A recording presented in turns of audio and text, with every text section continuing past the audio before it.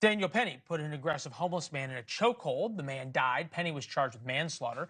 Now, the very New Yorkers who ride the subway every day will be his jurors. With us now, Michael Discioarro, one of our favorite guests in New York, criminal defense attorney, former always good to see you. Assistant district attorney. This is like a Law and Order episode, right? I'm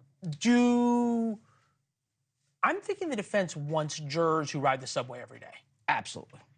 And they want jurors that rob the subway and jurors that are concerned about their safety if something like that happens. Well, if you've been on the New York subway, even as a visitor, as I have, you should be concerned about your safety. I thought about the protesters outside, the people chanting murder and murder and everything. All I can think of is who now today would protect anybody on the New York subway if rather than getting a medal, you're going to get arrested and charged with murder? That's a pretty good analysis. And that's also something that works in favor of Mr. Penny. This is a classic 50-50 New York City trial. This is remnants of Bernie Goetz. The jurors, 12 of whom all have to agree, right? Mr. Penny has to testify. He's the only one that can tell the jury, I did not intend to kill this man.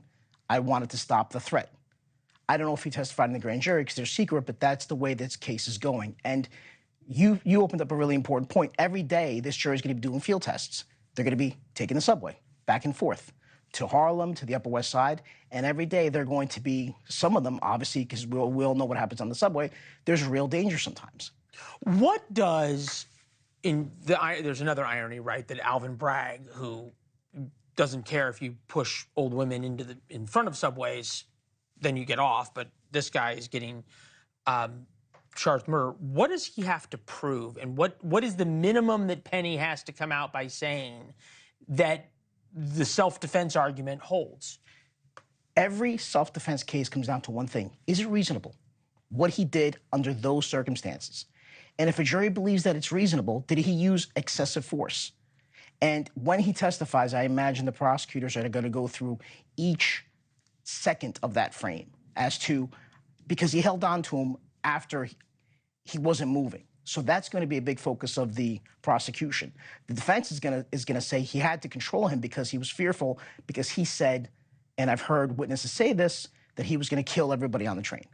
Is there any way to look at this prosecution, and we saw people out there, wandering around with Palestinian flags and all this crazy stuff, as something other than a political prosecution by Alvin Bragg?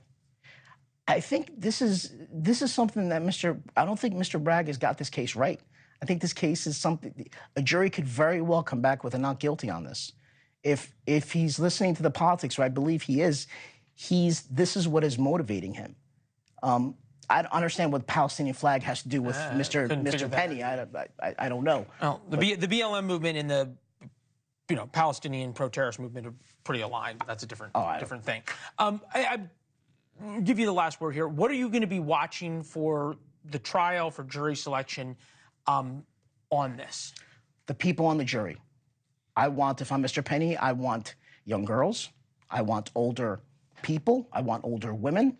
I want people on the subway who, if something happens, they will be afraid for their safety. Right, somebody who wants a Daniel Penny next to him on the subway, correct, not the homeless guy who was screaming that he was going to kill people if he didn't get something to eat. Agreed. All right. Thanks for watching. Go to joinnn.com to find NewsNation on your television provider. And don't forget to click the red subscribe button below to get more of NewsNation's fact-driven, unbiased coverage.